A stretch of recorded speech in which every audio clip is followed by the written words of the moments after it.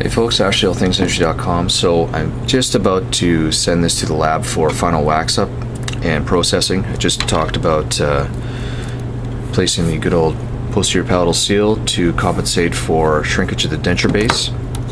And this video is mainly a reminder for myself when I go home about lingualized occlusion.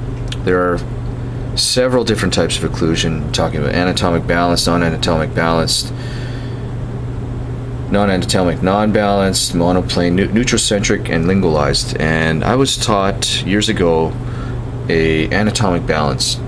I forgot probably the day I left how to do that because it was a fairly complex occlusion. And occlusion is like, I would compare it now to Coke versus Pepsi. Some people like one or the other. They both do the same job. One's more perhaps tasty to other folks, but it's all based on opinion. So we've got lingualized occlusion, and I'm talking about this again to remind myself how I set the teeth, but also to other folks that have never been introduced, because that's all I thought there was when I left dental school, was completely full balanced, full anatomic, and it was very difficult to do it, especially after you only do 2 dentures. So lingualized, the concept, and this is non-balanced, is that we use a full anatomic 33 degree tooth on the maxilla. We use a monoplane 0 degree non-anatomic tooth on the mandible. We have essentially the same, this prescription of occlusion is essentially the same. You work up through your anterior segments through phonetics, aesthetics, and your various centric relation records. And when we're setting the teeth, in this case, this patient is a bit class 2. As you can see, we have some overjet. And the key thing to remember for lingualized occlusion is that when we place the posterior teeth, we start by placing the maxillary anterior, mandibular anterior, then we place the mandibular posterior in a flat plane,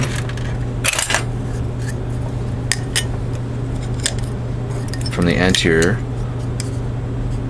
to 2/3 up the retromolar pad. Make sure that it's flat. Oh, let's see if I can get that. Let's do it upside down. There we go. So monoplane, again, those are non-anatomic flat monoplane 0 degree teeth. So we set the mandibular teeth, and I had blogged before about this, making sure that it's along the ridge, that the center groove of the teeth are along the ridge. I'm trying to get that there. And the same on here. By the way, the tin foil is because I thinned out the denture base as much as possible. Thin out the denture base, so we've been taught, thin out the denture base before hollow grinding the teeth. So we set the mandibular denture teeth, again, monoplane flat and along the ridge. Another way you can check that it's along the ridge, so just to make sure that they're all lined up, is just to use the flat plane here. And then take the maxillary arch to set the teeth and place them so the lingual cusps, or palatal cusps, are the only cusps touching the central groove of the mandibular teeth. So you can see that the angulation of the buccal teeth, it's angulated. They're angulated like, let's see if I can get it like this. Just like this. So the buccal cusps are a little more apically compared to the lingual cusps. So the lingual cusps are the only teeth contacting. And excursive patterns, essentially, it's like a skating rink. So those are excursives. Excursive patterns and protrusive. So let me get that again.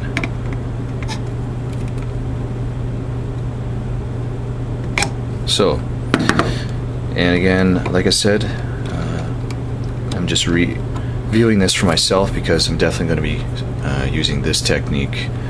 It's great for a general practitioner in the sense that it's fairly straightforward. and the aesthetic and phonetics and functional results are, for the general population, fairly acceptable. Cheers.